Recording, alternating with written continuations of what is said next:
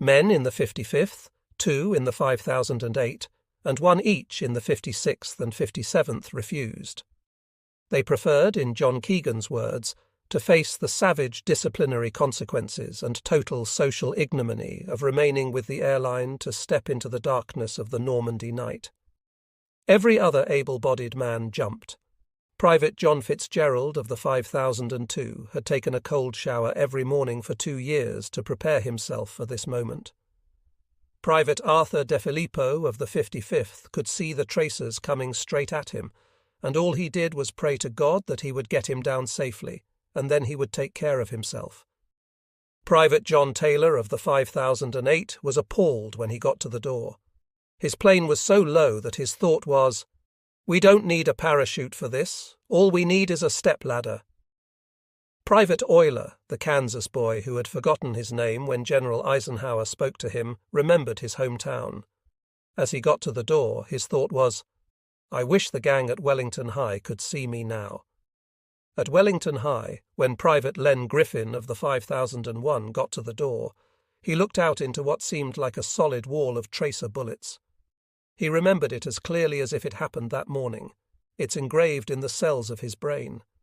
He said to himself, "Len, you're in as much trouble now as you're ever going to be.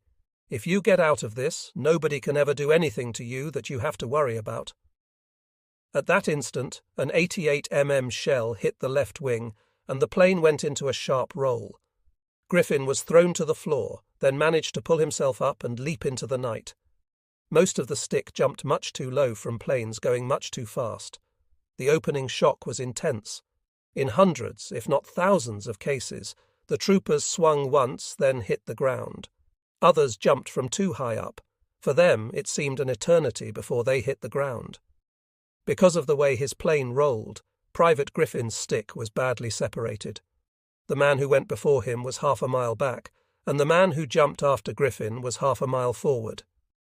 My chute popped open, and I was the only parachute in the sky. It took me 100 years to get down.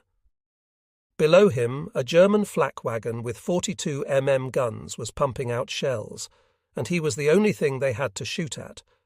Tracers went under him, and he couldn't help but pull his legs up. The flak wagon kept shooting at him even after he hit the ground. He would have been hit through sheer tonic perseverance if the next flight of planes hadn't arrived, and they gave up shooting at him to shoot at them. Private Fitzgerald looked up to check his canopy, and watched in detached amazement as bullets ripped through his chute. He was mesmerized by the scene around him. Every color of the rainbow was flashing through the sky. Equipment bundles attached to chutes that did not fully open came hurtling past him, helmets that had been ripped off by the opening shock, troopers floated past below him.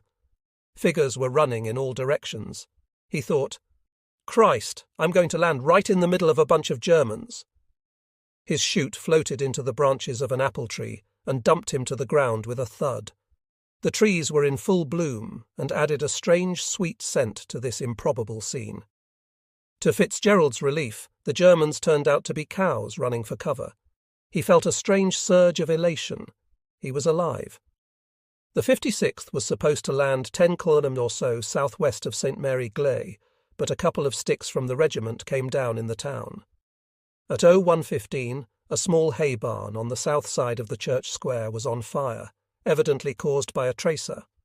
Mayor Alexandra Renault had called out the residents to form a bucket brigade to get water from the town pump to the fire. The German garrison sent out a squad to oversee the infraction of the curfew. Sergeant Ray Abisher was the first to hit. He landed in the church square behind the fire brigade line and unnoticed by the German guards. The great brass bell in the church tower was ringing to rouse the citizens, drowning out the noise of his landing. He cut himself loose, then began moving slowly toward the church door, hoping to find sanctuary. The door was locked. He crawled around the church to the rear, then along a high cement wall. The Germans began firing, not at him, but at his buddies coming down. He saw one man whose chute had caught in a tree get riddled by a machine pistol. Altogether, 4 men were killed by German fire. Private Don Davis landed in the church square. He played dead, got rolled over by a suspicious German, and got away with it. Abisher, meanwhile, took advantage of the confusion to make his escape. Within a few minutes it was quiet again over St. Mary Gley. On the ground the firefighting effort resumed, but the German guards were now alert for any further paratroop drops. Sergeant Carwood Lipton and Lieutenant Dick Winters of Company E, 56th, landed on the outskirts of the town. Lipton figured out where they were by reading the signpost in the moonlight, one letter at a time. Winters gathered together a group of squad size or less and began hiking for his company's objective, Sainte-Marie-du-Mont. Winters did not know it, but his CO was dead. Lieutenant Thomas Mean and Headquarters Company had been flying in the lead plane in Stick 66. It was hit with bullets going through it and out the top, throwing sparks. The plane maintained course and speed for a moment or two, then did a slow wing over to the right. Pilot Frank Deffitt, just behind, remembered that the plane's landing lights came on, and it appeared they were going to make it when the plane hit a hedgerow and exploded. There were no survivors. Sergeant Mallam, one of the pathfinders for the 56th, was on the ground about 10 kilometres from Sainte-Marie-du-Mont. The Germans had anticipated that the field he was in might be used as a drop zone, so they had machine guns and mortars around 3 sides of it. On the 4th side, they had soaked a barn with kerosene. When the planes carrying Captain Charles Shettle and his company came overhead and the men started jumping out, the Germans set a torch to the barn. It lit up the whole area as the troopers came down, and the Germans commenced firing. Sergeant Mallam said, "I'll never forget the sadness in my heart as I saw my fellow troopers descend into this death trap." Captain Shettle got down safely despite mortar shells exploding and tracer bullets crisscrossing the field. Shettle was Battalion S3. The company he had jumped with was supposed to assemble at the barn, but that was obviously impossible. Shettle moved quickly to the alternate assembly point and began blowing his whistle. In half an hour he had 50 men around him, but only 15 were from the 56th. The others were members of the 501st. That kind of confusion and mixing of units was going on all over the continent. A single Company E of the 56th had men scattered from Carentan to Raveneville, a distance of 20 kilometres. Men of the 82nd were in the 1001st drop zone and vice versa. The standard drill for the paratroopers, practised countless times, was to assemble by rolling up the stick. The first men out would follow the line of flight of the airplane, the men in the middle would stay put, and the last men out would move in the opposite direction from the airplane's route. In practice manoeuvres, it worked well. In combat that night, it worked only for a fortunate few. Captain Sam Gibbons of the 501st, later long-term congressman from Florida, was alone for his first hour in France. Finally he saw a figure, clicked his cricket, got a 2-click answer, and said, "Suddenly I felt 1,000 years younger." Both of them moved forward so they could touch each other. He whispered his name, and the other person whispered his. To Gibbons's surprise, he was not from his plane. In fact, he was not even from his division. Lieutenant Guy Remington fell into the flooded area near the Doux River. He was pulling up the bank when he heard a noise. He froze, pulled his Tommy gun, then clicked his cricket. No response. He prepared to fire when he heard a voice saying, "Friend." He parted some bushes and there was an embarrassed Colonel Johnson, his CO, who explained, "I lost my damn cricket." Some men were alone all night. Dutch Schultz was one of them. When Schultz used his cricket in desperation, hoping to find someone, he got a machine gun burst. He brought his M1 up and pointed it toward the Germans, only to discover that he had failed to load his rifle. He crept off, thinking, "I'm totally unprepared for this."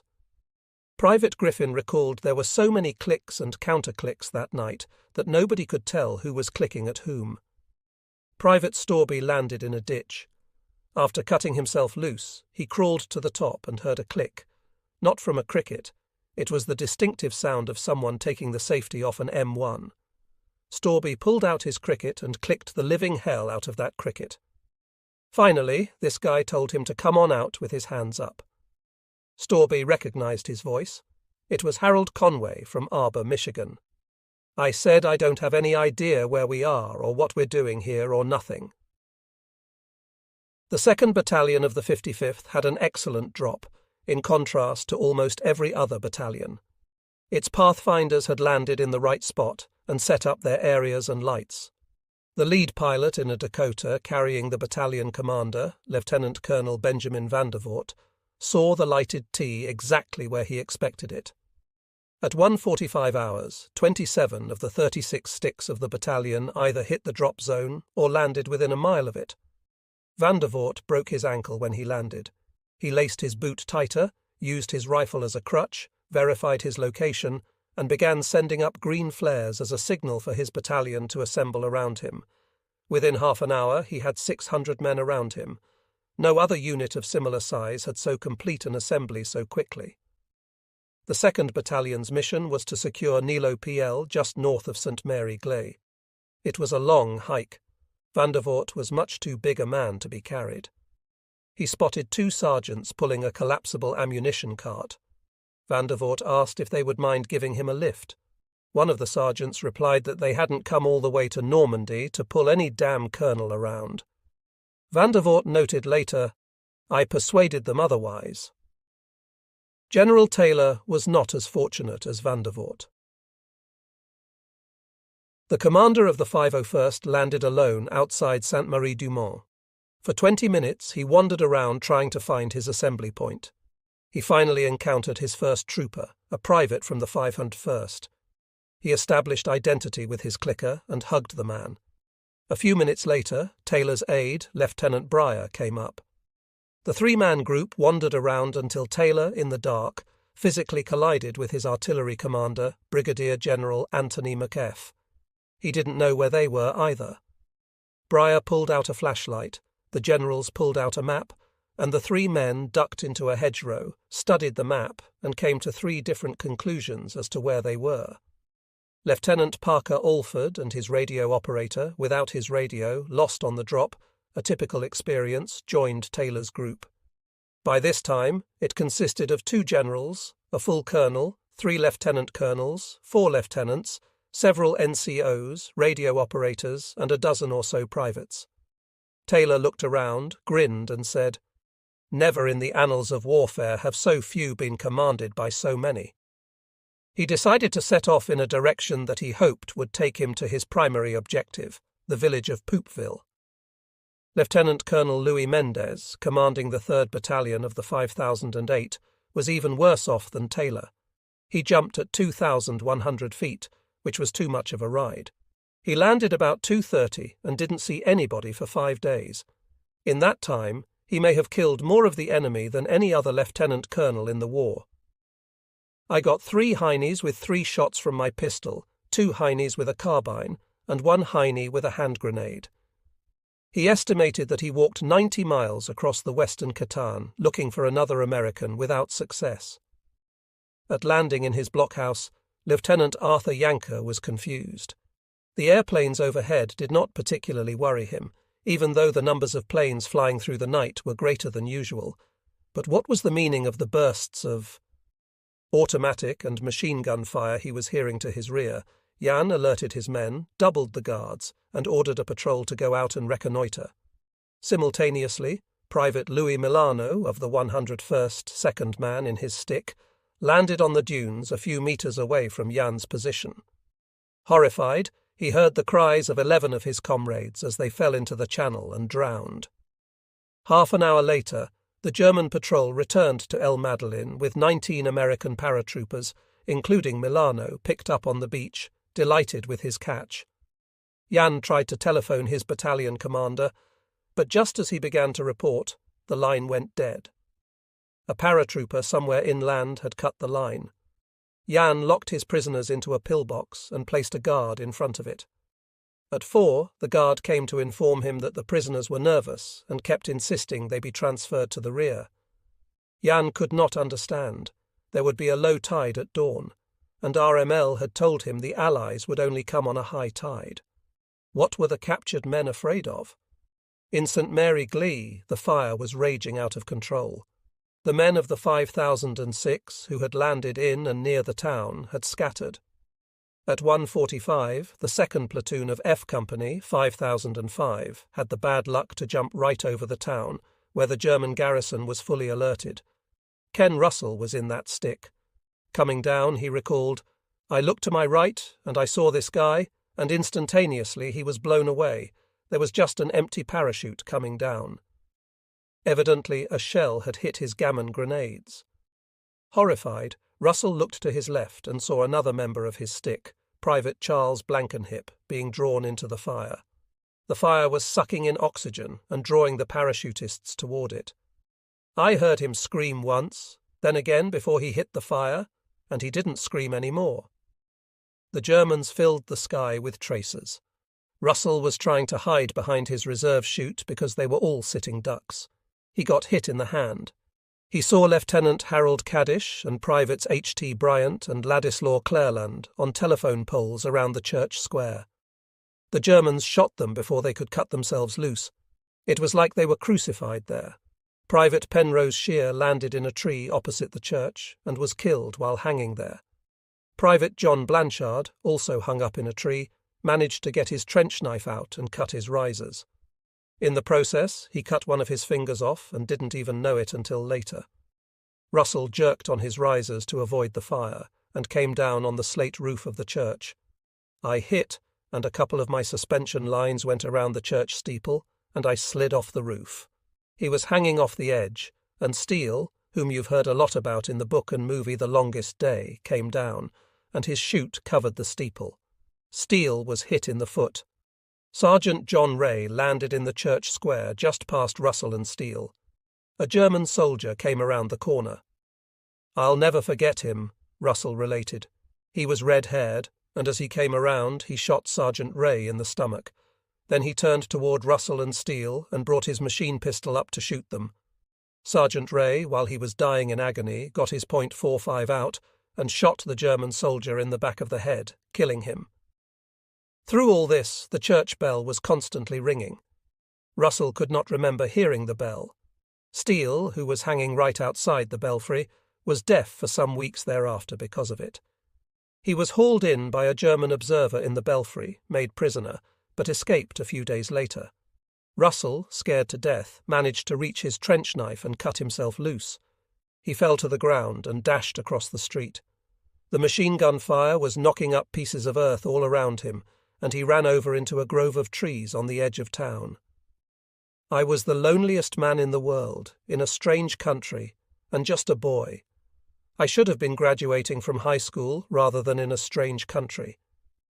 There was a flak wagon in the grove shooting at passing Dakotas.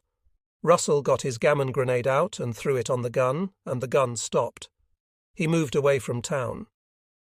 A German soldier on a bicycle came down the road. Russell shot him, then found an American from the 101st, probably a trooper from the 56th, who had landed in St. Mary Gley a half-hour earlier. Russell asked, "Do you know where you are?" "No," the trooper replied. They set out to find someone who did know. Private James Eads of the 82nd landed in an enormous manure pile, typical of Normandy. At least it was a soft landing. 3 German soldiers came out of the farmhouse and ran toward him. "Oh, hell," Eads said to himself, "out of the frying pan into a latrine." His rifle was still strapped to his chest, and he couldn't get out of his harness. The British airborne had a quick release device, but the Americans had to unbuckle their straps, a difficult proposition in the best of circumstances. Eads pulled his .45, thumbed back the hammer, and started firing. The first 2 men fell, and the third kept coming. Eads had 1 bullet left and dropped the last man right at his feet. Still stuck in his harness in the manure, Eads was trying to cut himself loose when a German machine gun opened up on him. "Damn!" he said aloud. "Is the whole Kraut army after me?" Just one scared red-headed trooper. Bullets ripped into his musette bag. He tried to bury himself in the manure. He heard an explosion, and the firing stopped. He cut himself loose and began moving. He heard a noise behind him, decided to take a chance, and snapped his cricket. 2 answering clicks came back at once. "I could have kissed him," Eads recalled. His first words were, "I got those over-anxious Kraut machine gunners with a grenade, but it blew off my helmet and I can't find it." Then he took a breath and exclaimed, "Holy cow, you stink!" For many of the men of the 82nd Airborne, whose drop zones were to the west of St. Mal-Arid, the Murder River, there was a special hell. RML had ordered the locks near the mouth of the river down by Carentan opened at high tide and closed at low tide to flood the valley. Because the grass had grown above the flooded area, Allied air reconnaissance photographs failed to reveal the trap. The water generally was not more than a metre deep, but that was deep enough to drown an overloaded paratrooper who couldn't get up or cut himself out of his harness. Private Porcella was especially unlucky. He landed in the river itself, in water over his head. He had to jump up to take a breath. My heart was beating so rapidly that I thought it would burst. I pleaded, "Oh God, please don't let me drown in this damn water." He bent over to remove his leg straps, but the buckle wouldn't open. He jumped up for more air, and then found that if he stood on his toes, he could get his nose just above the water. Calming down a bit, he decided to cut the straps. He bent below the water, pulled his knife from his right boot, jumped up for a deep breath, bent down, and slipped the knife between his leg and the strap, working the knife back and forth in an upward motion. Nothing happened. I was in panic. I came up for another breath of air and thought my heart was going to burst with fright. I wanted to scream for help, but I knew that would make matters worse. I told myself, "Think. I must think. Why won't this knife cut the strap? It's razor sharp." Porcella jumped up for more air, managed to say a Hail Mary, then realized he had the blade backward. He reversed it and cut himself loose. That helped, but the weight of the musette bag and the lamp mine he was carrying still held him down. A few more strokes of the knife, and they were gone. He moved slowly into somewhat shallower water until it was only chest high. Then he became aware of rifle and machine gun fire going over his head. All the training I had received had not prepared me for this. Suddenly, there was a huge burst of orange flames in the sky. A C-47 had taken a direct hit and was a ball of flames. "Oh my God, it's coming toward me!" Porcella cried out. The plane was making a screaming noise that sounded like a horse about to die. Porcella tried to run away. The plane crashed beside him. Suddenly it was dark again and became very quiet. Porcella resumed moving toward the high ground. He heard a voice call out, "Flash!" He couldn't believe it. I thought I was the only fool in the world in this predicament. He recognized the voice. It was his buddy Dale Cable. Porcella reached out his right hand to touch Cable, who hollered, "This time, Flash!" Simultaneously, Cable flipped the safety off his M1. The muzzle was within inches of Porcella's face. Porcella remembered the response and shouted back, "Thunder!" Together, they began to encounter other troopers also sloshing around in the flooded area. After further adventures, they finally made it to high ground. Lieutenant Ralph DeWise of the 5008 landed on his back in 3 feet of water. Before he had a chance to cut himself loose, the wind inflated his canopy and started to drag him. The heavy equipment on his stomach, reserve chute, rifle, mine, and field bag, prevented him from turning over. His riser was across his helmet, and his helmet was fastened by the chin strap, so he could not get it off. His head was under water. The chute dragged him several hundred yards. Several times he thought it was no use and decided to open his mouth and drown, but each time the wind would slack up enough for him to put his head out of the water and catch a breath. I must have swallowed a lot of water because I didn't drink for 2 days afterward. With his last bit of energy, he pulled out his trench knife and cut the risers. Bullets were singing over my head from machine guns and rifles, but it didn't bother me because at that point I didn't care. DeWise finally got out, found a couple of his men, and started down a road. He saw 2 Frenchmen and asked if they had seen any other Americans. They could understand him. He pointed to the American flag on his sleeve. One of the Frenchmen nodded happily, pulled out a pack of Lucky Strike cigarettes, and pointed down the road. I was one happy fellow to see those Luckies. 2 months later, back in England, DeWise wrote to his mother to describe his D-Day experiences. He told her the worst part was he had no dry cigarettes himself, but felt he couldn't relieve the Frenchman of those luckies. He added that his pockets were full of little fish. Private David Jones of the 5008 was also aqua-planned across the flooded area. He was blown to the edge, his chute wrapped around a tree, and he was able to drag himself out of the water by the suspension lines. When he cut loose and climbed to the high ground, he had another fright. Back in England, during a night exercise, he had gone into a roadside pub and got into a fairly good. After a fistfight with another trooper who had vowed to get back at me once we were in combat, I encountered him on the edge of a flood in Normandy. To my surprise, he was the first person I met there, and he had me looking down the barrel of his Tommy gun. After we hugged and slapped each other on the back, expressing our relief at having made it this far, we set off together. Out of 36 troopers from the 802nd, 36 drowned that night. An after-action report prepared on July 25, 1944, noted that one complete stick from the 57th was still missing. Another 173 troopers had broken a leg or arm during the landing, and 63 men had been taken prisoner. Most of the POWs were captured before they could free themselves from their harnesses. Among them was Private Paul Buero, a Louisiana Cajun. He was taken to a German command post where other POWs were being harshly interrogated. The German captain, speaking English, demanded to know how many Americans had jumped into the area. "Millions and millions of us," one GI replied. The angry captain asked Buero the same question. With his strong Cajun accent, Buero answered, "Just me." Furious, the captain had the Americans clasp their hands over their heads and march them off under guard.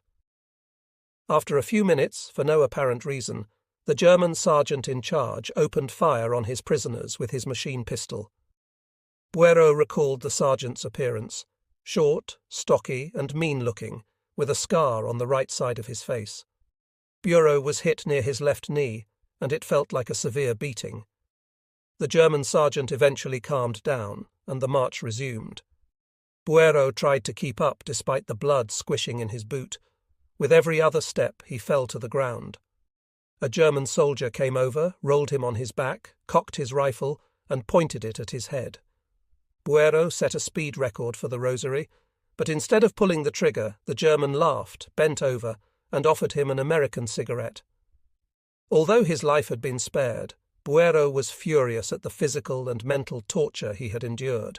His mind and heart were filled with hate, and he dreamed of the day he would repay them for his suffering. Lieutenant Briand Baudin, a surgeon in 5008, had a different experience as a POW. Around 3 o'clock, while tending to wounded men in a farmhouse set up as an aid station, it was attacked by Germans. He stuck his helmet with its red cross on a long pole and pushed it out the door. The Germans stopped firing and took the American wounded to a German aid station, where the medics were treated as friends by the German medical personnel. The doctors worked together through the night and the following days. Although Baudin was a prisoner for some weeks, he found his stay at the 91st Feld Lazarette to be quite interesting. He learned German techniques and taught them American methods. The Germans had done a creditable job against the Allied air armada, but their reaction on the ground against the paratroopers was confused and hesitant. Partly, this was because many of the division and regimental commanders were in Rennes for a map exercise. There were many additional reasons, but the most important was the failure of Troop Carrier Command to drop the parachutists in the tight drop zones where they were supposed to be. At 1:30, headquarters of the German 7th Army had reports of paratrooper landings east and northwest of Quai at Es-Maroff, at Montebourg, on both sides of the Via River, on the east coast of the Cotentin and elsewhere. There was no discernible pattern to the drops, no concentrated force, just 2 men here, 4 there, a half-dozen somewhere else. The Germans were further confused by the dummy parachutists dropped by the 2 SAS teams Captain Foote had organised. One party went on just before midnight between Le Havre and Rouen. An hour or so later, the commandant at Le Havre sent an agitated telegram to 7th Army headquarters, repeated to Berlin, saying there had been a major landing upstream of him and he feared he was cut off. the second party dropped its dummies and set up recordings of firefights southeast of Ieni. The German reserve regiment in the area, about 2,000 men strong, spent the small hours of June 6th beating the woods looking for a major airborne landing that was not there. For the Allies, this was an extraordinarily profitable payoff from a small investment. The Germans could not tell whether this was the invasion, or a series of scattered raids, or a diversion to precede landings in the Padale, or a supply operation to the resistance in general. Therefore, although they fired at passing airplanes, they failed completely to deal with the real threat. Here and there, local company commanders sent out patrols to investigate reports of paratroopers in the area, but for the most part, the Wehrmacht stayed put in its barracks. Wehrmacht doctrine was to counter-attack immediately against any offensive movement, but not on this night. Communications were a factor in the German failure. The American paratroopers had been told that if they could not do anything else, they could at least cut communication lines. The Germans in Normandy had been using secure telephone and cable lines for years and had become complacent about their system. But on June 6th, between 1 o'clock and dawn, troopers acting alone or in small teams were knocking down telephone poles with their grenades, cutting lines with their knives, and isolating the German units scattered in the villages. Around 1:30, the signal officer at Colonel Heitz's 6th Parachute Regiment headquarters picked up a German message indicating enemy paratroopers were landing in the vicinity of St. Mary-Glas. He tried to reach General Marx, but the whole telephone network was down. Hayter recalled that in most cases the cutting of wires was done on targets of opportunity, but in some instances it was planned. Lieutenant Colonel Robert Wolverton, commanding the 3rd Battalion of the 5006, had been given the mission of destroying the critical communication link between Kenton and the German forces in the Cotentin. Wolverton assigned the task to Captain Shettle Colorado of Company 1. Shettle said he needed to know the exact location, so in late May the intelligence people had plucked a French resistor out of Carrington and brought him to England. He had pinpointed for Shettle the place where the Germans had buried communication lines and a concrete casemate that could be opened to gain access to it. Within a half hour of his drop, Shettle gathered 15 men from Company 1, set out, found the casemate, placed the charges, and destroyed it. Years later, an officer from the German 6th Parachute Regiment deployed in the area told Shettle that the Germans were astounded that the Americans had been able to disrupt their primary source of communication so quickly. Colonel Haidt commanded the 6th Parachute Regiment. He was a professional soldier with a worldwide reputation earned in Poland, France, Russia, and North Africa. Haidt had his command post at Perrier, with his battalions scattered between there and Carentan. At 12:30, he put his men on alert, but confusion caused by reports of landings all around the peninsula kept him from giving orders more specific than "stay alert." He desperately needed to get in touch with General Marx, but still could not get through. Unknown to Haidt, one platoon of his regiment billeted in a village near Perrier was having a party.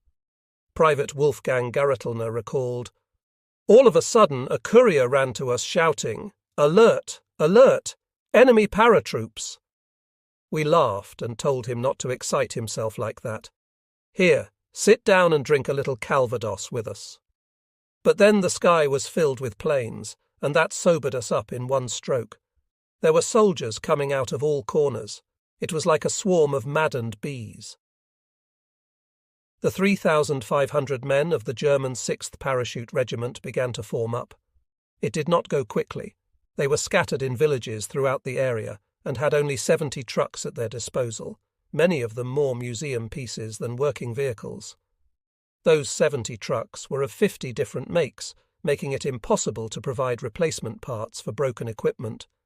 The elite troops would have to walk into battle and would not have much in the way of heavy weapons, just handheld material. When the colonel had requested heavy mortars and anti-tank guns from the general staff, he was told with a smile, "But come now, Haidt, for paratroops, a dagger is enough." Nevertheless, the German paratroops were confident. "Frankly, we weren't afraid," Garrett Slayer recalled. "We were so convinced that everything would be settled in a few hours that when we formed up, we didn't even take our personal effects, only our weapons, ammunition, and some food. Everyone was confident. To the east, where the British and Canadian glider-borne and paratroops were landing, the Germans were also immobilized, not by what the Allies were doing, but because of their own command structure. Colonel Hans von Luck of the 125th Regiment of the 21st Panzer Division was the one Rommel counted on to counterattack any invading forces on the east of the Orne Canal and river. At 1:30, Luck got his first reports of landings.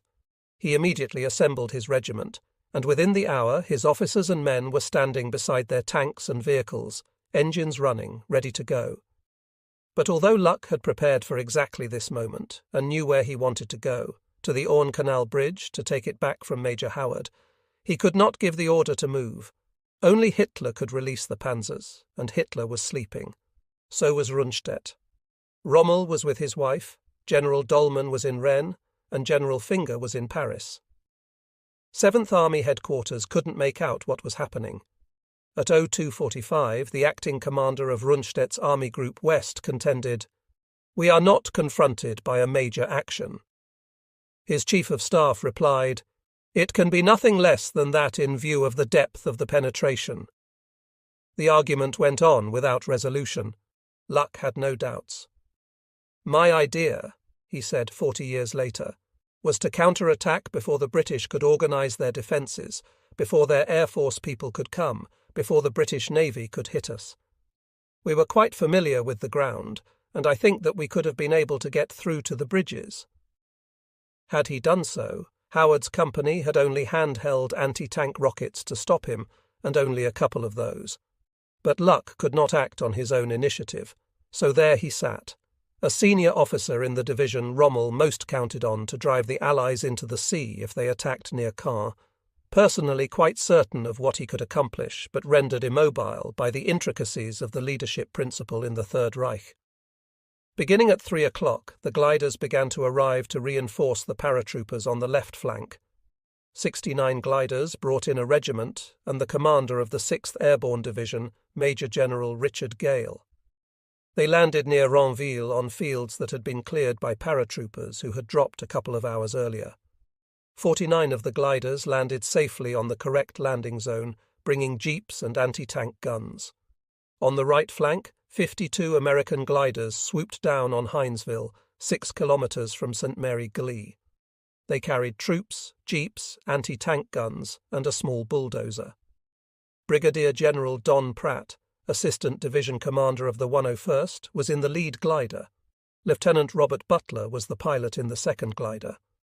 As the gliders approached the landing zone, German anti-aircraft fire caused the tug pilots in their DTAs to climb, so when Butler and the others cut loose from their 300-yard-long nylon tow ropes, they had to circle. Planes and gliders were being shot down. For those who survived the anti-aircraft fire, the problem became the Norman hedgerows. The fields they enclosed were too small for a decent landing zone, and the trees were much higher than expected. This was one of the great failures of Allied intelligence.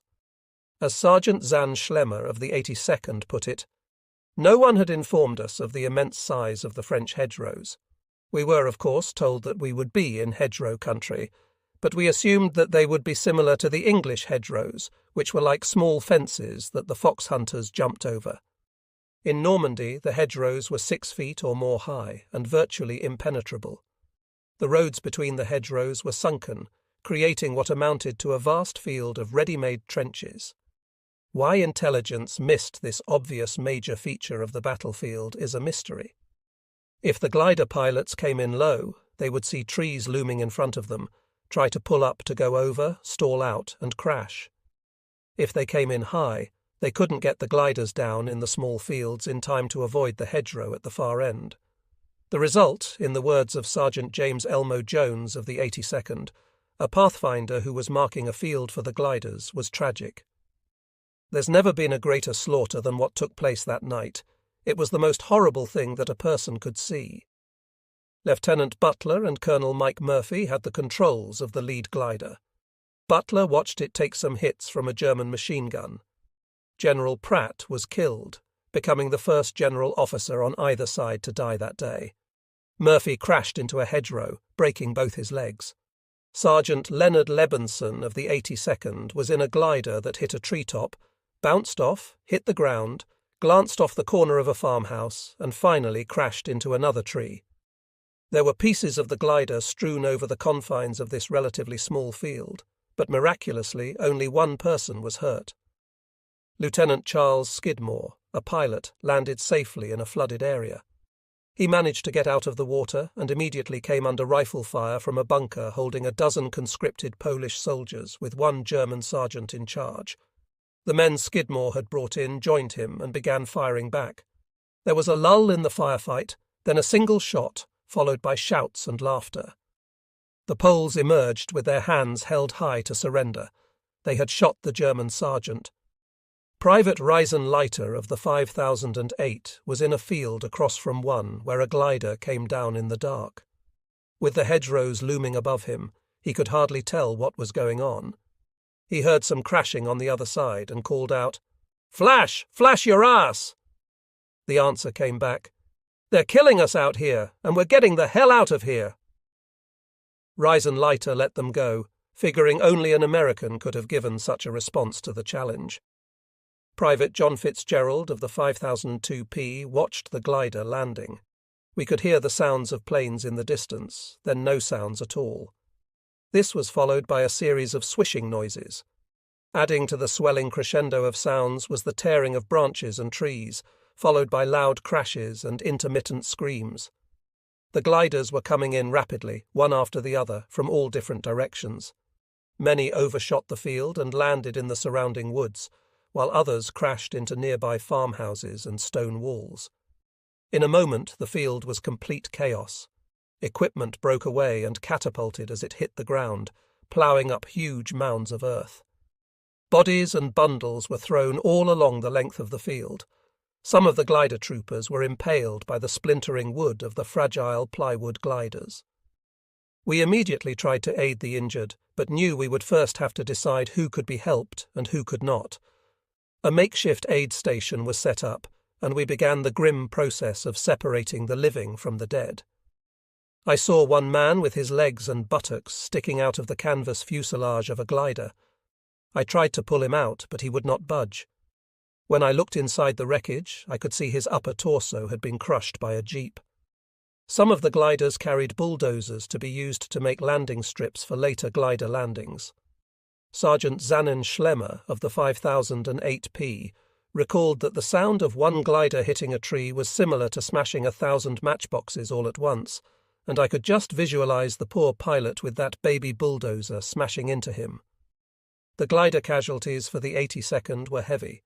Of the 957 men who went into Normandy that night, 25 were killed, 118 wounded, and 14 missing, a 16% casualty rate.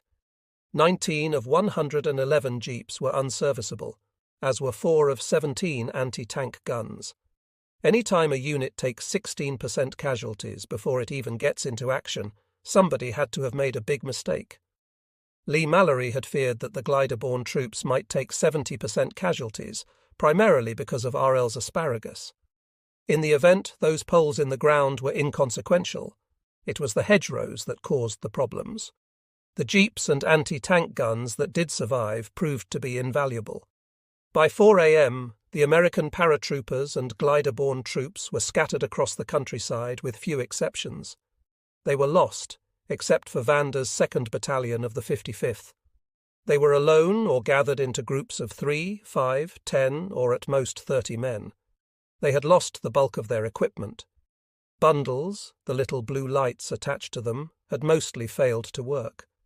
Most men had lost their leg bags containing extra ammunition, field radios, tripods for the machine guns and the like. The few radios that they had recovered had either gotten soaked in the flooded areas or were damaged on hitting the ground and did not work.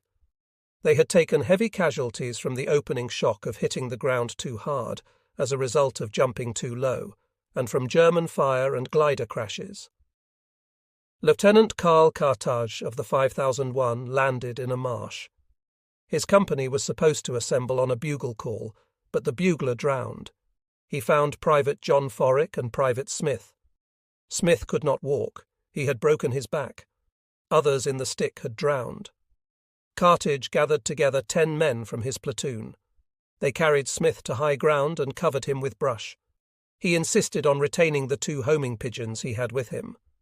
One had a message on its leg saying the battalion was being wiped out. The other said it was accomplishing its mission. Smith had been told to release one or the other at daylight. As the platoon prepared to move out, Smith's last words to Cartledge were, "I'll send the right message. Don't make me out a liar."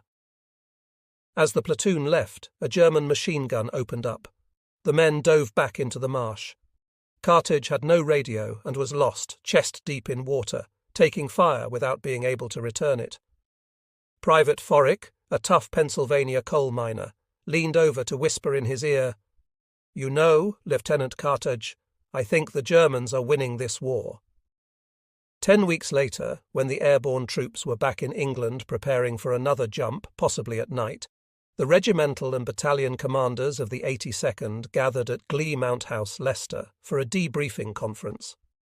They did an analysis of what went wrong and what went right. They started with the pilots. In the future, the paratroop commanders wanted the pilots trained for combat and bad weather missions. They wanted them forced to slow down. One suggestion was that every pilot of troop carriers should be made to jump from a plane going 150 miles per hour. They wanted the pilots to be told that evasive action in a sky full of tracers did no good and caused much harm. They did not say so, but it seems clear that radio silence also did more harm than good. The German anti-aircraft crews were fully alerted by the Pathfinder planes anyway. Had the Pathfinder pilots sent back word of the cloud bank, the pilots in the main train would have been alerted. Had they been able to talk to each other on the radio, the dispersion of aircraft would not have been so great. Only the battalion commanders of the 5005 had anything good to say about the lighted T system. Lieutenant Colonel Edward Krauss of the 3rd Battalion said that when he saw his T, "I felt that I had found the Holy Grail." None of the others had seen their Ts, which in most cases had not been set up because the Pathfinders were not sure they were in the right place. No one expressed faith in the Eureka system. There was general agreement that equipment bundles had to be tied together and a better lighting system devised. The commanders wanted every man to carry a means and put it to immediate use by placing it on a road. The men should be instructed to stay off the roads. Otherwise, some way had to be devised to bring in a bazooka with each squad. The gammon grenade was very satisfactory. Each man should be issued a .45 so as to be available immediately upon landing. As to assembly, the commanders thought that flares would be the most effective method, but not too many. 1 per battalion carried by the CO would be sufficient. Whistles, bugles, and the like had been unsatisfactory, partly because of the noise from anti-aircraft fire, partly because, in hedgerow country, the sound did not carry. The rolling up the stick method was a failure because of the hedgerows and the scattered nature of the drops.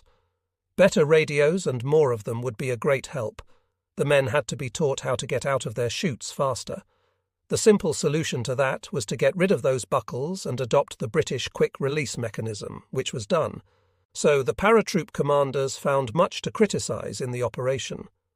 Still, contrary to the fear Private Forrick had expressed to Lieutenant Cartledge, the Germans were not winning the war. Scattered though they were, the paratroopers and glider-borne troops were about to go into action, while the Germans, for the most part, were still holding up badly confused. At the Glee Mount House debriefing in August 1944, the 82nd's regimental and battalion commanders concluded that the troops should be trained to assemble more quickly and to send out search parties for the equipment bundles. It is most important, however, that the hours of darkness be used for the seizure of key points and objectives. The enemy reaction becomes increasingly violent with daylight. Further prompt, aggressive action by each individual is imperative immediately upon landing.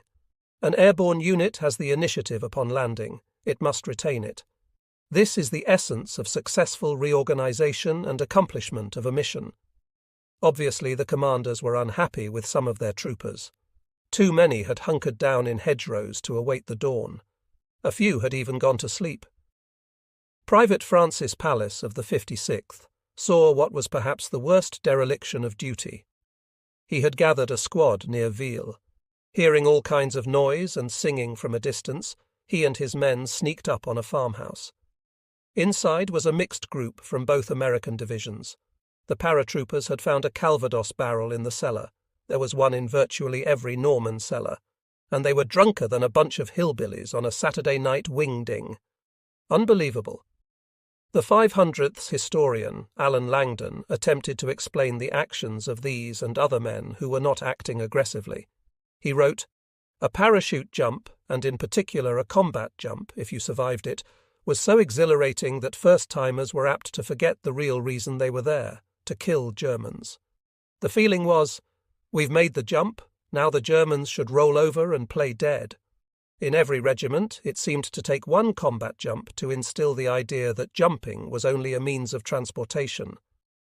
Another phenomenon noted was the shock of the quick transition from a peaceful situation to a war zone. Because of it, troopers were often reluctant to shoot. Private Dwayne Burns was crouched beside a hedgerow. He heard a noise on the other side, climbed up, and slowly looked over. As he did, a German on the other side raised up and looked over. In the dark, Burns could barely see his features. They stood there looking at each other, then slowly each of them went back down. They moved off in opposite directions. Others had similar experiences. Lieutenant Lynn Tomlinson of the 5008 was moving down a hedgerow. He looked across at a low point in the hedge and saw 4 German soldiers going in the opposite direction. They were kids. I was within 5 feet of them. The moon had come out, and one of these kids saw me and smiled. I decided that if they would stay out of our way, we would stay out of theirs. Private R.J. Neas of the 5008 was crouched beside a hedgerow with a paved road on the other side. His company CO had ordered him not to fire. He heard hobnailed boots on the road, and then saw a German patrol marching past. These were young fellows, kids. Well, we were too, and their sharp uniforms impressed me. We didn't fire, and I thought at the time, God, I don't know if I could fire point blank at an unsuspecting man. Some of the battalion and company commanders had given their men orders not to shoot at night for fear of revealing their positions. A few went so far as to order the men not to load their rifles or machine guns. They should use grenades, or even better, their knives. The 82nd's commanders agreed at their debriefing that those orders had been a big mistake. Sergeant Dan Furlong of the 5008 would not have agreed. He came down alone and sneaked up to a farmhouse. It was full of Germans. He could hear them talking. They must have heard him too, because a soldier came to check out the farmyard. He came around a corner, and I was standing up against the wall. I hit him in the side of the head with my rifle butt, and then gave him the bayonet and took off. Furlong was alone the remainder of the night, as were hundreds of others. Dutch Schultz wandered, trying to move to the sound of firefights. But before he could hook up with fellow Americans, the area would become tranquil. The peace would come, and then the noise, the violence, then the peace. It was almost like taking a walk in the country on a Sunday afternoon. Very peaceful, the peace, and then again, violence. Of course, it was the commander's job in a debriefing to be critical. At the time, August 1944, they were planning for the next mission, which for all they knew could be at night. So they concentrated on the shortcomings and mistakes of the D-Day operation, rather than congratulating themselves on how well they and their men had done. But although the airborne assault had not been a complete success in the sense of accomplishing all assigned missions, the troopers had done enough that night to justify the operation and the overall missions of the 3 airborne divisions.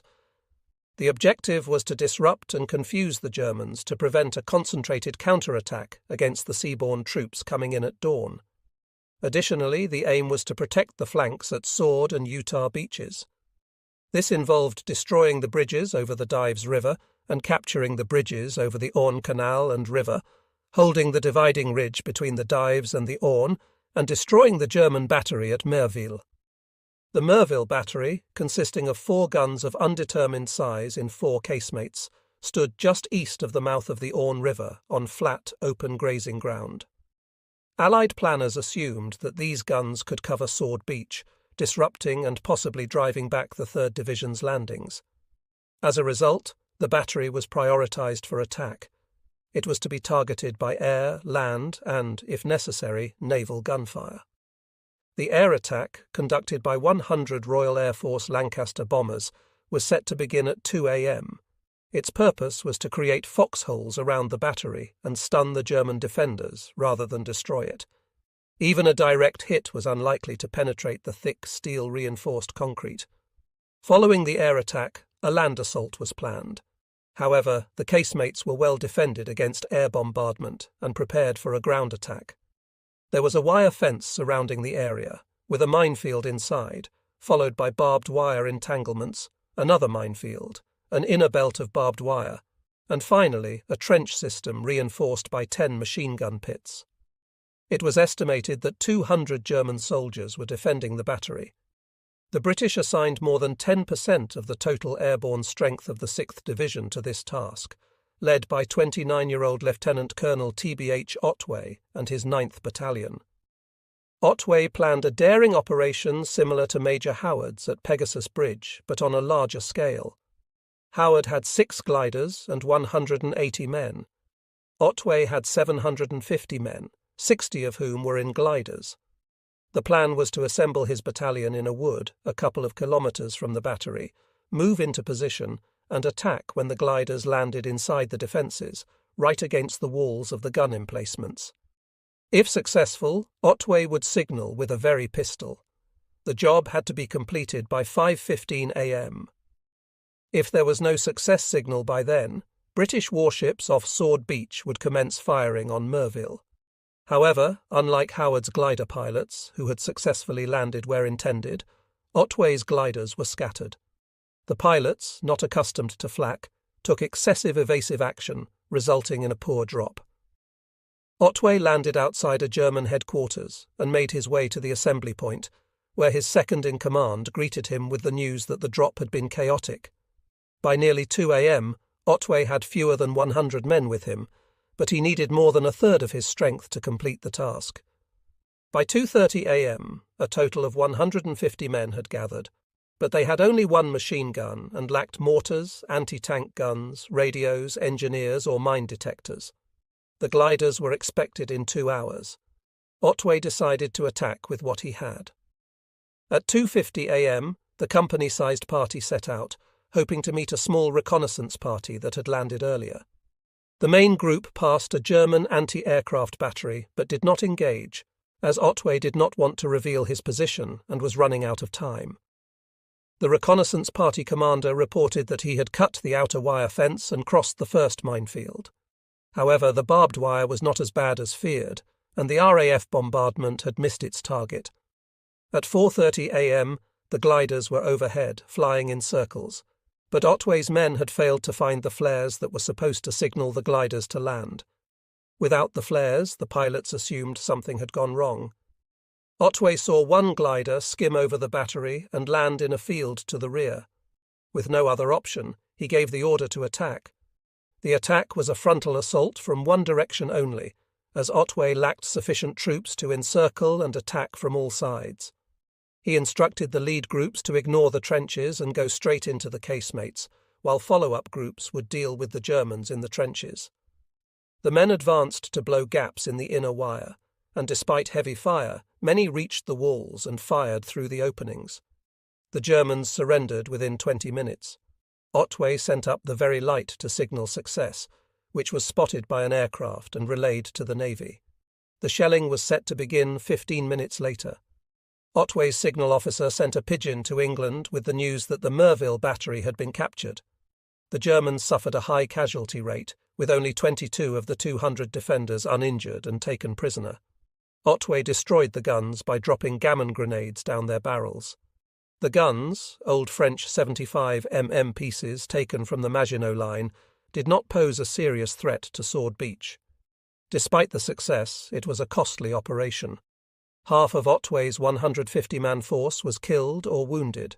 However, the British airborne had a smashing start before daylight, taking control of the bridges over the Orne Canal and river, and capturing the Merville battery exactly on schedule. Howard's men had repelled a sharp local counterattack, while Otway's plan at Merville, despite initial setbacks, demonstrated the British Army's best qualities.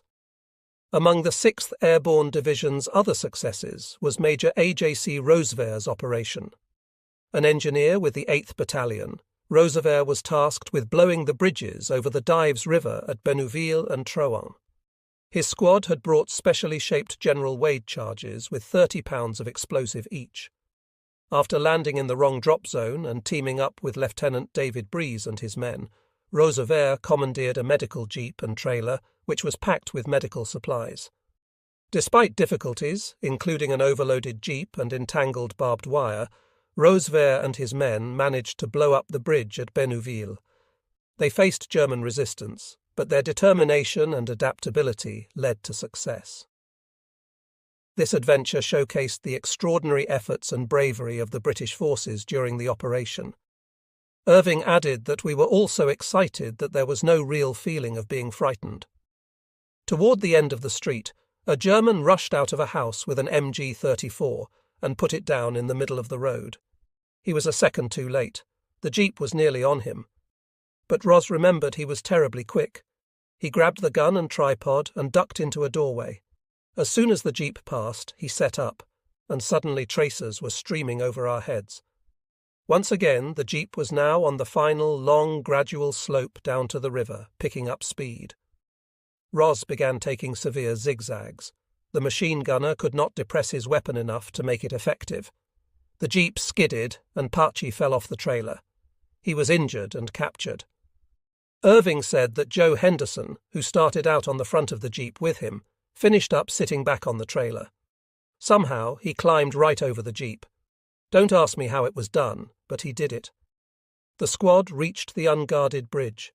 Ros stopped, unloaded, gave out orders, set up guards at each end, and told the sappers to place the General Wades across the centre of the main arch. In a few minutes, Irving thought it was 5, said Ros.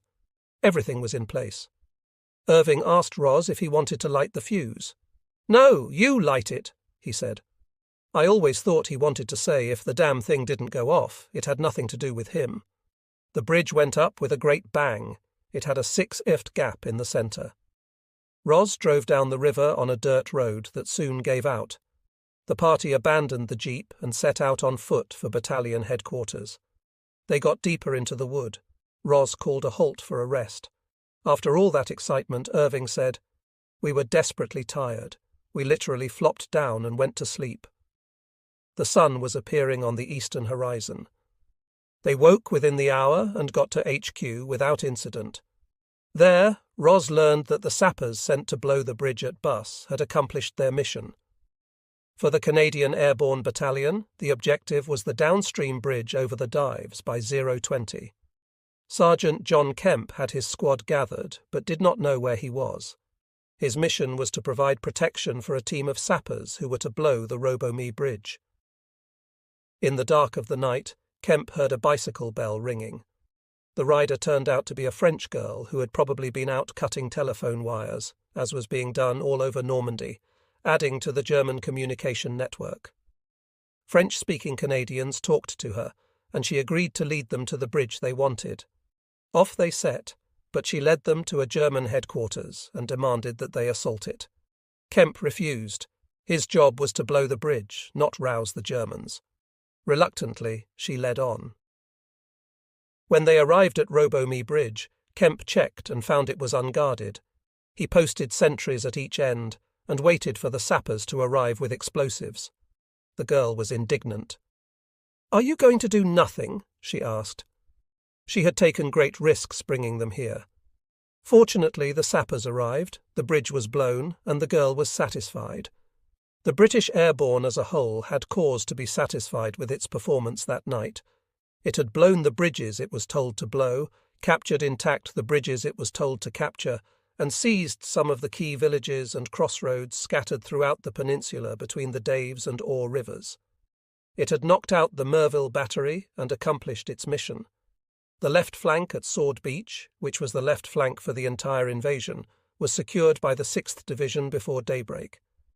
However, the division was behind enemy lines, desperately short of heavy weapons of all kinds, except over the narrow bridges on the ore waterways. It had no landlines of communication with the rest of the British Army, and no one could say how long it would take the commandos to get to Pegasus Bridge. On the right flank, the Americans were not accomplishing their specific missions as well as their British counterparts. For the 101st Airborne, the primary task was to seize the 4 inland exits at the western ends of the causeways in the inundated area west of Utah, between St. Martin de Varville and Poopville.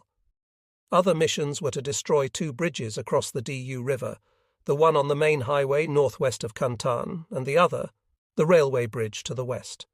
In addition, the 101st was to seize and hold the Lorette Lock and establish bridgeheads over the downstream area from the lock. In summary, the 101st mission was to open the way to the battlefield for the 4th Infantry Division landing at Utah, while sealing off the battlefield from the Germans. The execution of the mission got off to an agonizingly slow start. It took hours until dawn, and in a few cases that day, for units to come together in battalion strength. It took another week to sort out the 101st men from the 82nd. Lieutenant Colonel Robert Cole, commanding the 3rd Battalion, landed near St. Mary's. His objective, the 2 northern exits from Utah, was 10 kilometers away. It took time to figure out where he was, and time to gather the men. By 4 a.m., he had less than 50 men gathered. He set off, and after a couple of hours of moving around St. Mary Gley, the group grew to 75 men. They made contact with a small German convoy, killed several of the enemy, and took 10 prisoners. As dawn came up, Cole was still an hour short of his objective. For Lieutenant Cartledge, dawn brought a welcome respite. He had thought he was on the DU River when he was actually on the Murray. By 4 a.m., he had gathered 9 men. His squad was representative of many such units across the Kenton. Cartledge had Lieutenant Werner Meyer from Intelligence attached to Division HG as an interpreter, a demolition man, 3 radio men, 1 company clerk, and 2 men from his own company, with only 3 of them trained to fight. Cartledge said it was imperative they get with a larger group. He set off toward what he thought was the coast. When daylight came, they stopped. Hillside along a dirt road, we set out our landmines in a giant circle and pulled out our D-ration chocolate bars and canteens for breakfast. Mia Bravo, Falk and I sat down together and talked it over, deciding which way to go. At that moment, quite a lot of the 101st Troopers were sitting down, talking it over. Private John Fitzgerald had much to talk about, but no one to talk to. Fitzgerald was from the 1001st Airborne. At about 4 a.m., he found a captain and a private from the 82nd. They set out in search of others. The gliders were coming in, and a German anti-aircraft battery opened fire. Amid all the noise, we were able to crawl to within 25 yards of the battery. Fitzgerald related that it was firing continuously. The captain whispered a brief plan of attack, then called out, "Let's get those bastards!" The private from the 82nd opened up with his BAR, hitting 2 Germans on the right of the platform. The captain threw a grenade that exploded directly under the gun. I emptied my M1 clip at the 2 Germans on the left. Fitzgerald said that in a moment it was over. Perspiration broke out on my forehead and my hands were trembling. It was the first time I had ever fired at a living thing. I noticed the torn condom hanging loosely from the end of my rifle. I had put it there before the jump to keep the barrel dry and then forgotten about it. They came upon another, larger battery, attacked it, and were repulsed. In the retreat, they got separated. As dawn broke, Fitzgerald was alone, wondering where he was. Captain Sam Gibbons of the 5001st P put together a mixed group of 12 men and, at 3 a.m., set off. They drove off a couple of Germans from a tiny village, roused the French residents, pointed and gestured at the map, and discovered that they had just liberated Kabut. Gibbons knew that Kabut was outside the 101st sector. It was an 82nd objective. He decided to move south toward his original objective, the bridges across the Dove River. It was a long way off. When we left Kabut, Gibbons remembered, dawn was just beginning. He set off with a dozen strangers toward an objective nearly 15 kilometers away, without any equipment for blowing a bridge. Later, Gibbons remarked, "This certainly wasn't the way I had thought the invasion would go, nor had we ever rehearsed it in this manner." But he was getting on with his assignment. Throughout the Canton, junior officers from both divisions were doing the same. This was the payoff for the extensive briefings. The platoon and company leaders knew their battalion assignments. By 4 a.m., many of them had set off to carry out their missions, however far away the target was. Captain Shettle found his objective before dawn, one of the few to do so. After he had blown up the communication link north of Canton, he moved toward the 2 bridges over the Doe River downstream from the lock. He was to establish a bridgehead on the far bank, not blow the bridges, which would be needed later for the hookup of the far left at Utah, which was Shettle at this moment, and the right flank coming from Omaha. Shettle had about 15 men with him. They came to a French farmhouse, surrounded it, called out the family, and discovered that the only German in the place was a paymaster carrying the pay for the entire 6th Parachute Regiment. Shettle made him a prisoner and confiscated the money. The farmer led the group to the bridges. They were defended by machine gun positions on the south bank, but volunteers dashed across and drove the enemy off. As dawn broke, however, German machine gunners forced Shettle's advance guard to retreat to the north bank. Just before dawn, Colonel Johnson Colorado of the 5001st P had been able to take the Larrett Lock and establish a couple of squads on the far side. The 82nd's mission was to seal off the Conan from the south by destroying the bridges over the Du River upstream from its junction with the Munda at Ponla and Beville, by occupying and holding both banks of the Munda River, and then protecting the southwest flank of the 7th Corps by securing the line of the Du River to the north. The critical objective was Sam Marl. At 4 a.m., Lieutenant Colonel Ed Krause of the 3rd Battalion, 55th P, had gathered approximately 180 men. He put them on the road for his objective, Saint-Marie-Glay. In the village, the fire was out, the residents had gone back to bed, and so had the German garrison. It was astonishing and inexplicable, but true. When Krause got to the edge of town without being challenged, he sent one company to move as quietly as possible through town to set up roadblocks with mines in front. After giving the men a 30-minute head start, Krause sent the other company into town to clear it out. A local Frenchman, half drunk, who had guided the battalion into the town, pointed out the billets of the Germans. 30 of them surrendered meekly. 10 were shot trying to resist. Thus, a key objective had been taken. Krause cut the communications cable, and his men held the roads leading into Saint-Marie-Glay, most importantly the main highway from Car to Cherbourg. At dawn, a disaster struck. A glider landed, and a jeep towing an anti-tank gun came barreling down the road from Chef Dupont. Before any of Krause's men could stop it, the jeep hit one of the mines, which not only blew the hell out of it and the gun, but also killed the 2 men in the jeep and destroyed the roadblock. Fortunately, Krause had already brought in 2 anti-tank guns. As the sun rose, he was holding the town. The Americans had achieved nowhere else. No American airborne division had met its pre-dawn objectives. Bridges had not been taken or blown, the causeway exits were not secure, and not a single American company was at full strength. Only a handful were at half strength. An hour and more after sunrise, Americans were still trying to find one another. This led to the sobering thought that it might have been better to have come in at dawn. A daylight assembly would have been much quicker, so that by 7:30 a.m. units would have been on the move at the same time or earlier than many of them got on the move. In fact, 22 hours after the drop on D-Day, the 101st had assembled only about 2,500 of the 6,000 men who had dropped. Despite the time lost and relative failure at assembling, the night drop had accomplished a great deal.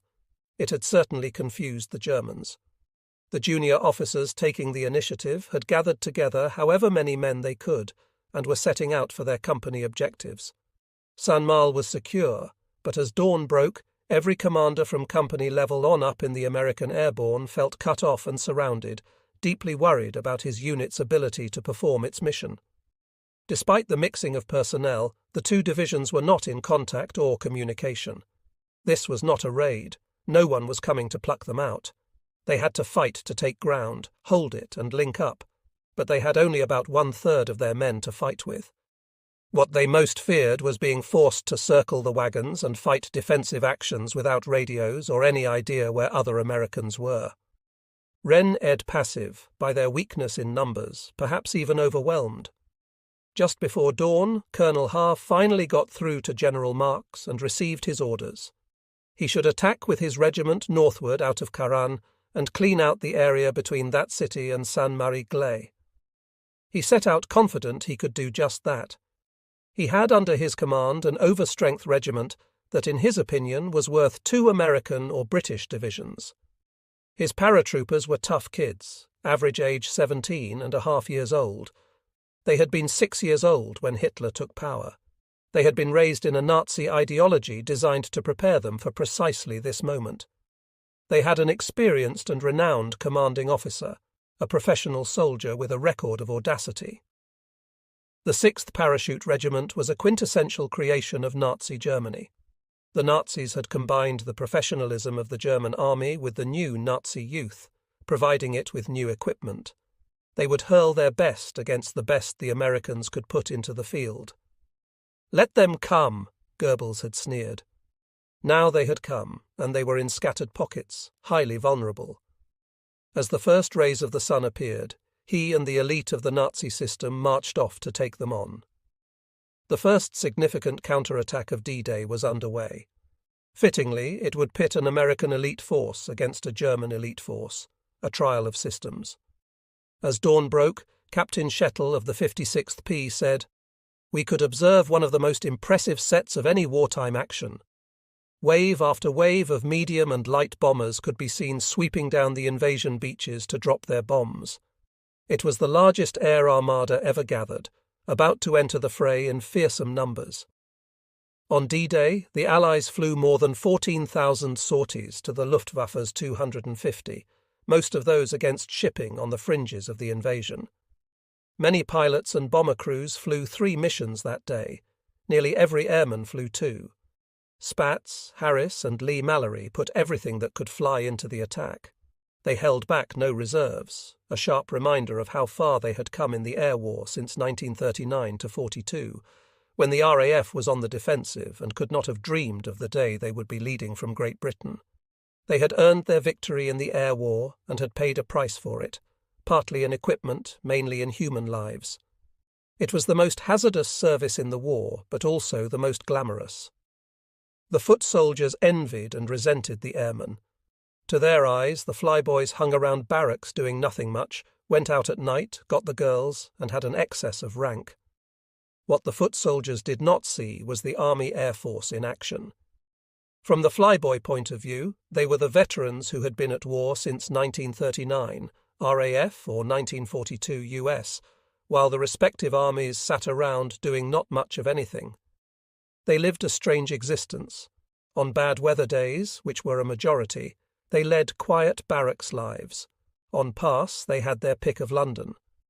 On their way to action for endless hours, they were cramped, cold, tense, fearful, and bored. When they entered action, they entered hell, with German flak thick enough to walk on coming up from below and German fighters coming in from behind and above. The air crews went through an hour or more of pure terror. They were not helpless. The Allied bombers bristled with machine guns, in the nose, under the belly, on top, and in the rear. Experts told them they would be better off eliminating the weight of those guns and the men who served them. A B-17 carried 13.50 caliber machine guns. With a lighter airplane, they could fly higher, faster, and be much safer. "No thanks," replied the air crews. They wanted to be able to shoot back. They took heavy casualties. Statistically, bomber crews could not survive 25 missions. Catch-22 was not fiction. Sergeant Roger Leles of the 386th Bomb Group had been told he could go home after 25 missions, then it was 30, then 35. On D-Day he was on his 60th mission and eventually did a total of 76. In the 2 months preceding D-Day, the Allied air forces lost 12,000 men and over 2,000 planes. They persevered and triumphed. How much they accomplished in trying to knock out German war production is a subject of continuing controversy. But what they had accomplished in driving the Luftwaffe out of France and forcing it back into Germany in a defensive role is not. They had gone past air superiority to achieve air supremacy. The strategic forces had not been built to provide tactical support for the land armies, but with the climax of the transportation plan coming in early June, that became their task. All involved agreed that just preceding and on D-Day, every bomber in Britain would participate in pounding the Atlantic Wall. There were disagreements on how specifically to do that. The final plan was as follows. On D-Day -2, almost half the bombing effort would be in the Padal as part of the Fortitude Plan. The next day, half the crews rested while the others were given so-called milk runs.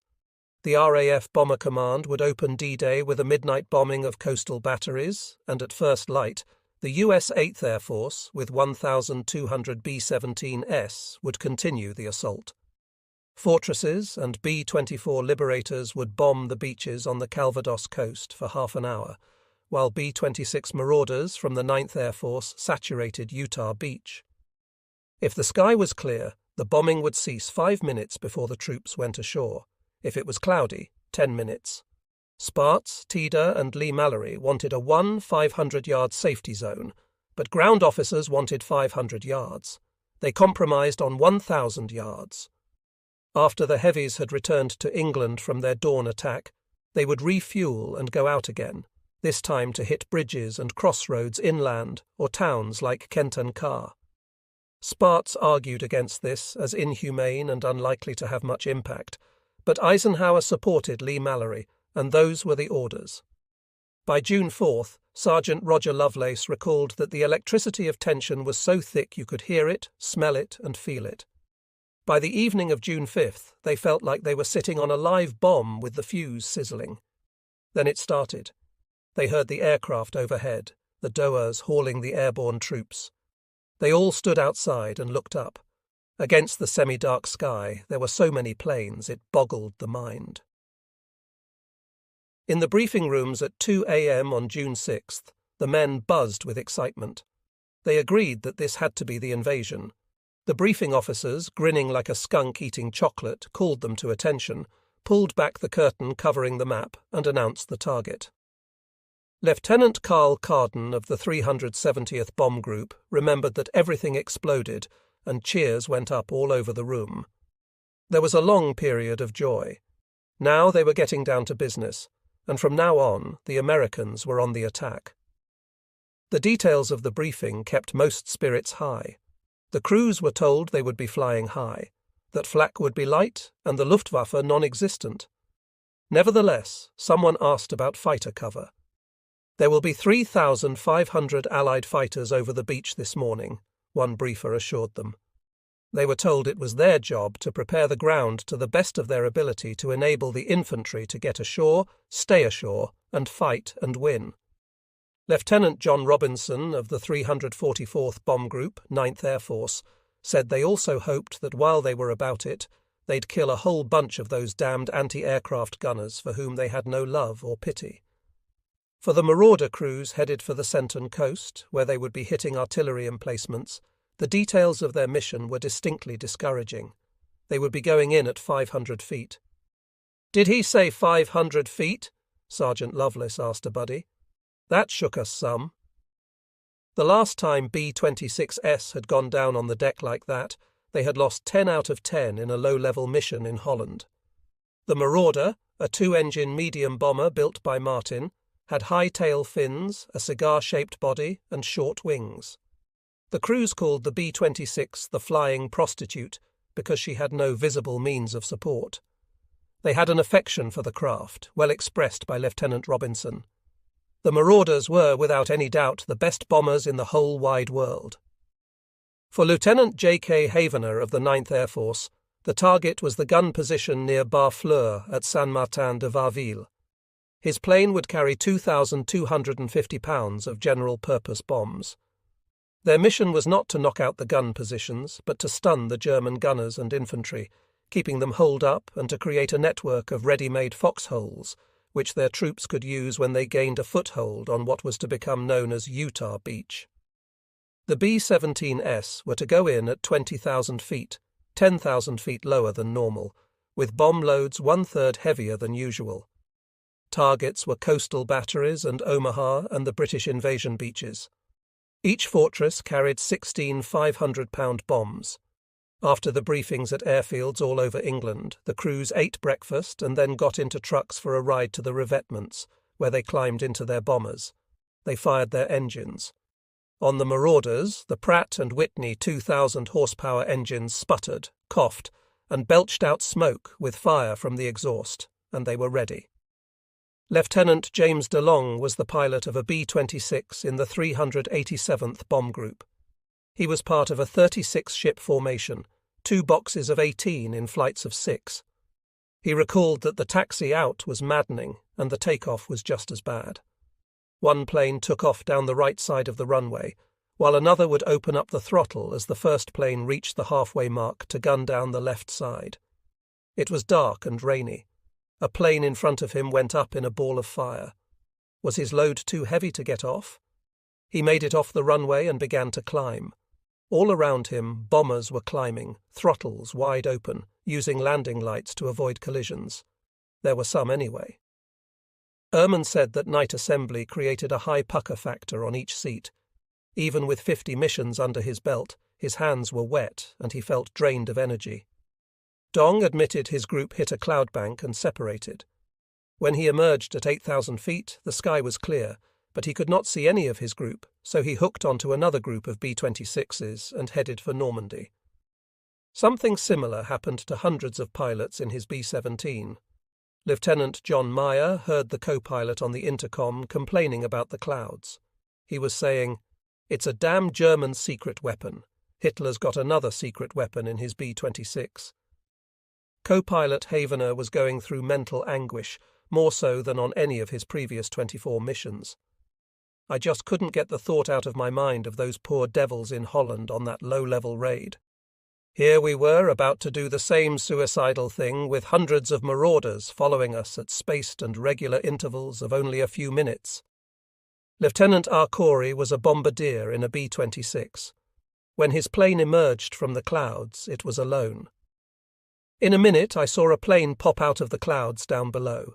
It was a B-26, so I took my blinker light and sent the code in his direction. He responded affirmatively with the code, then pulled up and stayed on their right wing. Momentarily, another popped up on the left wing, then more and more until 3 flights of 6 planes each were formed and took course toward the invasion coast. Captain Charles Harris was the pilot of a B-17 in the 100th Bomb Group. He was the last to take off at 3:45 a.m.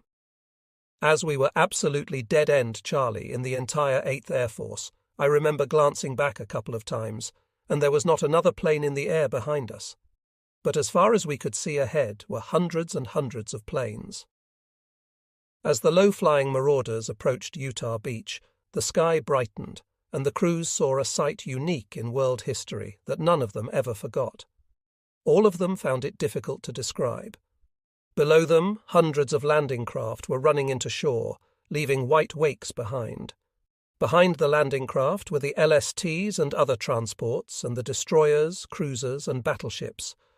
Lieutenant Alan Stevens, a co-pilot in a B-26 of the 397th Bomb Group, said, "I had the surging feeling that I was sitting in on the greatest show ever staged." Lieutenant William Moriarty, a B-26 pilot, said, "As we approached the coast, we could see ships shelling the beach. One destroyer, half sunk, was still firing from the floating end. The beach was a bedlam of exploding bombs and shells." Lieutenant Corey remembered that the water was full of boats, like bunches of ants crawling around down there. I imagined all those young men huddled in the landing craft, doubtless scared to death. I could see what they were heading into, and I prayed for all those brave young men. I thought, man, I'm up here looking down at this stuff, and they're out there waiting to get on that beach. For the B-17 crews flying mainly at 20,000 feet up above the clouds, there was no such sight. they could see nothing but other B-17s, those that could tucked in behind a Pathfinder plane carrying radar. With radar, the lead bombardier would be able to mark a general target area when the lead plane dropped its bombs, and so would the ones following. That was not a textbook method of providing close-in ground support. Such bombing was clearly inappropriate to its purpose. Eisenhower had said when he postponed the invasion that he was counting heavily on the air bombardment to get ashore. He added that the Allies would not have undertaken the operation without that asset. Eventually, after the infamous short bombardment in late July on the eve of Operation Cobra, Eisenhower learned the lesson that the B-17 was not a suitable weapon for tactical ground support. The testimony from the B-17 pilots and crews describing their experiences on D-Day suggests that the asset was wasted on D-Day and that the proper use would have been to do what the B-17 was built to do, pound away at big targets inside Germany, oil refineries, train depots, factory complexes, airfields, and leave the beach bombardment to the Marauders and A-20 Havocs. But not even the commanders most dedicated to the idea that strategic air power would win the war, those who had opposed the transportation plan so strongly, ever considered for an instant not participating in D-Day. They wanted to be there, and Eisenhower wanted them there. At 20,000 feet, with heavy clouds below and the sky just beginning to lighten, there was mystery. Many pilots never got themselves located. The orders were, if you can't see the target or get behind a radar plane, bring the bombs home. In the 466th Bomb Group, 68 B-17s took off carrying 400,000 pounds of bombs. Only 32 were able to drop their bombs. Those that did dropped them blind through the clouds over the British beaches. Lieutenant Carden had a brother down below. I did not know where he was, but I wanted to be accurate. They were a little late because of the weather, which affected the bombing accuracy of almost every group up there with them. They delayed on the split-second timing so as to avoid hitting men coming ashore. As a consequence, all the bombs from the B-17s fell harmlessly, 2 or even 3 miles inland. It was a day of frustration, said Lieutenant Meyer. We certainly didn't do as we had planned. The good part for the B-17S was that the flak was light and there was no Luftwaffe interference. It was a milk run, Meyer concluded,